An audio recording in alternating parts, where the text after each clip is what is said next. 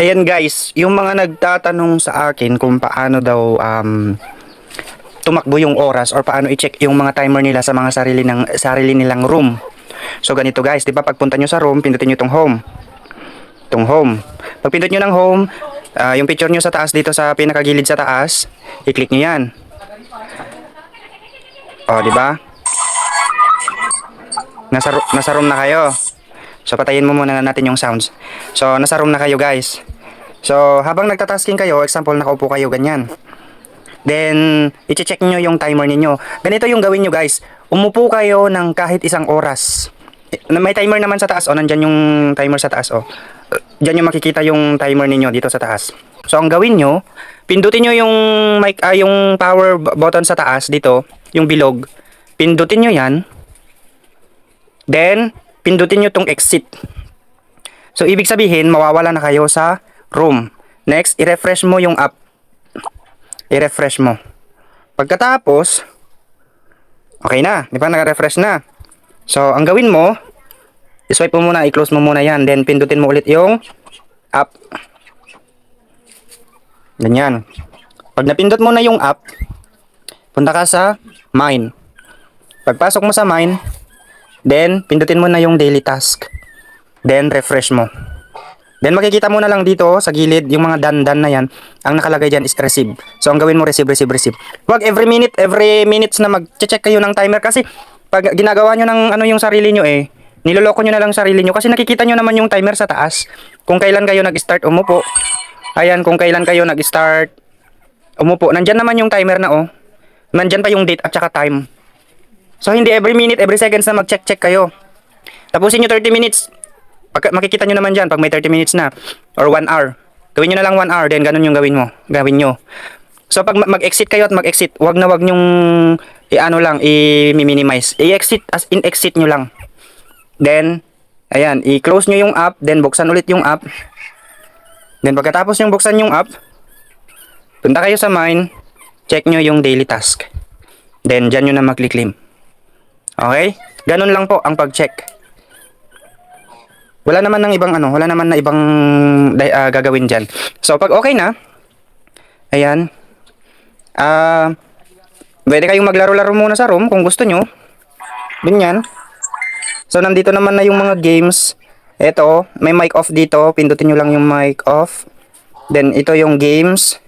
Ayan, nandiyan na yung mga favorite games nyo. Ayan. Then itong itong gold na ito is lucky bag. Yan po, pwede kayong mag-send ng mga lucky bag sa room. Pwede kayong mamili kung ilang tao yung gusto nyong hagisan. Ganyan, kung 30 sana. Then, bahala, task or nothing, kayo na mamili dyan. So, pwede mamili din kung ilang mga coins ang ihagis nyo sa room or room nyo, ganun.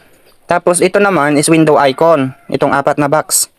Tapos, dyan naman sa sound, dyan kayo mag-mute. Kung maingay yung room nyo, i-mute nyo lang. Dyan na rin yung lucky bag, ganyan, mga bagay-bagay pa na nandyan. Tapos, dito naman, chat, kung saan pwede kayong mag-chat sa room nyo. Itong may emoji dito sa gitna sa baba. Then ito, kung mag-send kayo ng mga gift, lucky gift, ganyan. So pwede nyong i-all. Naka-all na yan kasi naka-on mic na lahat. Ito yung gift, lucky is yun yung mga panlaro. Yan yung mga hagis-hagis na yan. Ayan. So ayan. Nyo na lang, i-explore nyo na lang guys. Then kung sa room settings naman, sa taas nyo lang pindutin. Ito, picture nyo. Nandyan yung group settings. So, anong gagawin? Lagyan nyo ng, kayo na bahala. Pwede kayong maglagay ng cover ng room nyo, yung name ng room nyo, announcement dan sa room nyo kung anong gusto mo, kung welcome to my team, welcome to my panel, mga ganyan. Yung tag, pwede kang mamili dyan, kung love, games, or basta ikaw na mamili. Then, sa team, ayan, may bayad po kasi yan, mga decoration sa room. Ayan, sa member, sa mic seats, mga agent lang kasi nakakabukas dito, pinapabuksan lang namin sa admin. Ayan, pag napili mo na yung seat, save mo lang. Then, ito automatic greetings. Kung may papasok sa room mo, automatic yan na may nag-message doon sa room, di ba? So, pwede kang mag-add na may positive sign sa taas. Pwede kang mag-add kung anong gusto mo.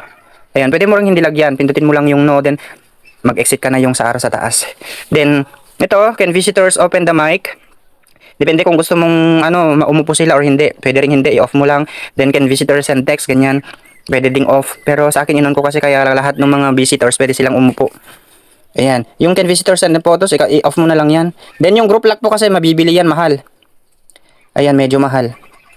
33,300 one day lang yan. Tapos, yung blacklist yan yung mga ayaw mong paupuin. Yung mga nakasalo-salo lang, tapos pag pumunta ka sa room nila, ikikik ka lang. So, yan yung ginagawa ko, na blacklist ko sila pag pumupunta sila sa room. Ayan, yung mga nilalaro nila is yung mga lucky gift. Ayan, mura lang kasi guys yung lucky gift dito. Kung makikita nyo, may mga...